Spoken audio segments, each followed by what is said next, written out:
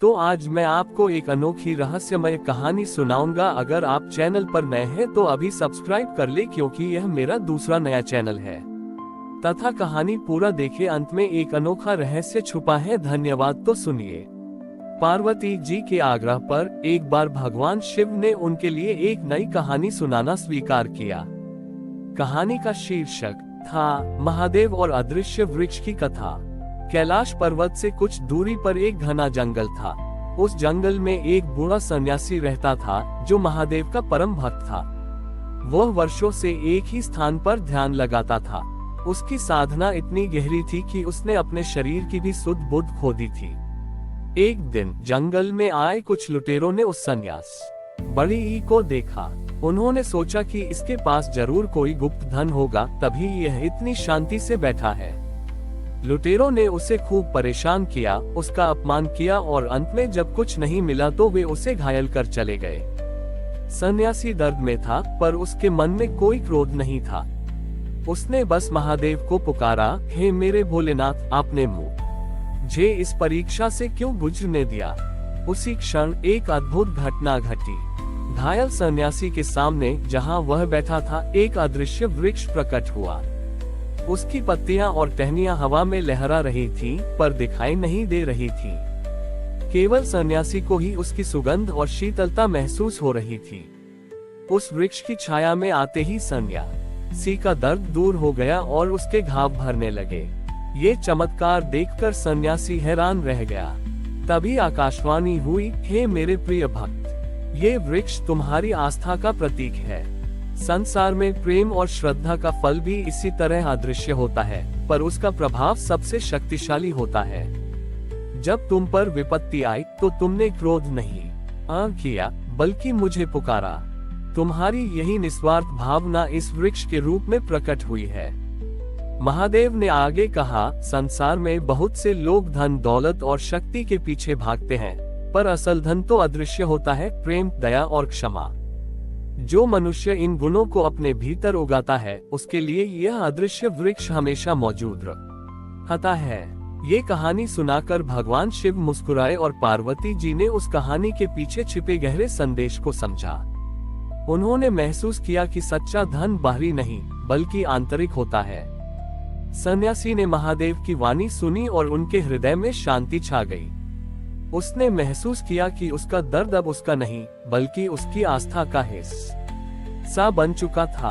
उसने अपनी आंखें खोली और सामने उस अदृश्य वृक्ष को देखा, जिसकी डालियां हवा में लहरा रही थीं और एक भी पत्ता दिखाई नहीं दे रहा था।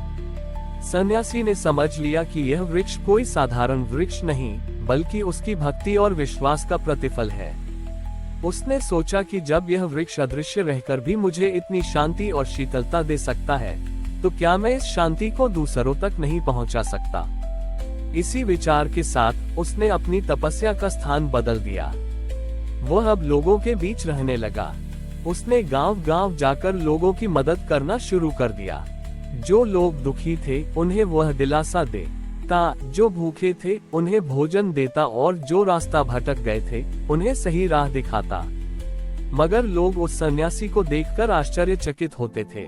वे देखते कि जहां भी वह सन्यासी बैठता, वहां एक अद्भुत शीतलता और शांति फैल जाती। उसके आसपास के लोगों को ऐसा महसूस होता जैसे कोई अदृश्य छाया उन्हें सुकून दे रही हो।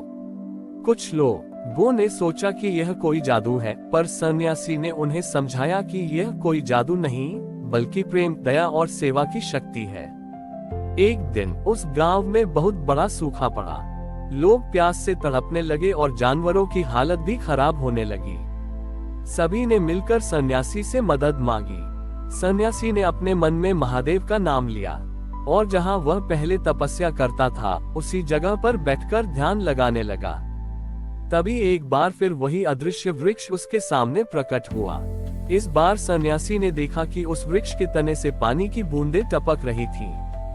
उसने अपने हाथों को नीचे रखा और पानी की बूंदें उसके हाथों में जमा होने लगी। सन्यासी ने वह जल सभी गांव वालों को पिलाया। हर बूंद से उन्हें नई ऊर्जा मिली और उनकी प्यास बुझ गई। धीरे धीरे उस अदृश्य वृक्ष की बूंदों से एक छोटी सी धारा बहने लगी और फिर वह एक नदी बन गई, जिसने पूरे गांव की प्यास बुझा दी।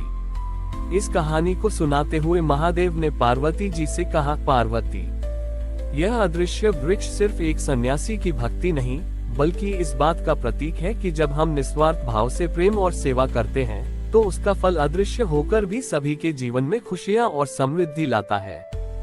जब सन्यासी ने अपनी साधना को दूसरों की सेवा में लगाया, तब उसका अदृश्य वृक्ष एक वास्तविक नदी बनकर पूरेगा, वह को जीवन दे गया। इस कथा से पार्वती जी को ये बोध हुआ कि भक्ति और प्रेम का असली रूप केवल तपस्या में नहीं, बल्कि दूसरों की सेवा में है। महादेव ने आगे बताया, पार्वती, अदृश्य वृक्ष से निकली वह नदी, जिसे गांव वालों ने सन्यासी गंगा का नाम दिया, कभी सूखती नहीं थी। चाहे कितनी भी गर्मी क्यों न पड़े, उसमें हमेशा जल रहता था। ये देखकर एक लोभी राजा को आश्चर्य हुआ। उसने सोचा कि अगर वह उस सन्यासी को अपने पास बुला ले, तो उसके राज्य में कभी जल की कमी नहीं होगी और वह सबसे शक्तिशाली राजा बन जाएगा। राजा ने अपने दूतों को भेजा और सन्यासी को अपने महल में आने का न्योता दिया। सन्यासी ने राजा के प्रस्ताव को विनम्रता पूर्वक अस्वीकार कर दिया। वह बोला, महाराज, मेरे पास जो कुछ भी है वह महादेव की कृपा है। इसका उपयोग केवल सेवा के लिए किया जा सकता है, सत्ता और स्वार्थ के लिए नहीं। राजा को सन्यासी का जवाब सुनकर क्रोध आया। उसने अपनी सेना को आदेश दिया कि सन्यासी को बलपूर्वक बंदी बनाकर महल में लाया जाए। जब सेना गांव में पहुंची तो उन्होंने सन्यासी को घेर लिया, मगर जैसे ही उन्होंने सन्यासी को छूने की कोशिश की, एक अद्भुत घटना घटी। सन्यासी के चारों ओर वही अदृश्य वृक्ष प्रकट हो गया। उसकी डालियों से हवा में एक सुगंध फैलने लगी, जो सैनिकों के मन को शांत करने लगी। उनका गुस्सा और लोभ धीरे धीरे गायब हो गया। सैनिकों ने अपने हथियार छोड़ दिए और वहीं पर शांति से बैठ गए। ये समाचार जब राजा तक पहुंचा तो वह बहुत हैरान हुआ। उसने खुद जाकर सन्यासी से मिलने का निश्चय किया। जब राजा ने सन्यासी को देखा तो उसे अपने किए पर बहुत पछतावा हुआ। उसने सन्यासी के चरणों में गिरकर क्षमा मांगी। सन्यासी ने मुस्कुराते हुए राजा को उठाया और कहा, महाराज, ये वृक्ष केवल मुझे ही नहीं, बल्कि हर उस व्यक्ति को दिखाई देता है जिसका मन साफ और शुद्ध होता है। ये सिर्फ एक पेड़ नहीं, बल्कि प्रेम, सेवा और निस्वार्थता का फल है। जो व्यक्ति दूसरों के लिए जीता है, उसके लिए यह अदृश्य वृक्ष हमेशा छाया और जल देता है। राजा को अपनी भूल का एहसास हुआ। उसने सन्यासी से सीखा कि सच्चा धन और शक्ति लोगों के दिलों में प्रेम और सेवा से प्राप्त होती है, न कि जबरदस्ती से। उसने अपने राज्य में सभी के साथ न्याय करने और जरूरतमंदों की मदद करने का प्रण लिया। इस कथा के अंत में महादेव ने पार्वती से कहा, पार्वती, ये कहानी हमें सिखाती है कि सच्ची शक्ति बाहरी दिखावे में नहीं, बल्कि मन की पवित्रता में होती है। जब हम निस्वार्थ भाव से कर्म करते हैं, तो उसका फल अदृश्य होकर भी सभी के लिए कल्याणकारी होता है।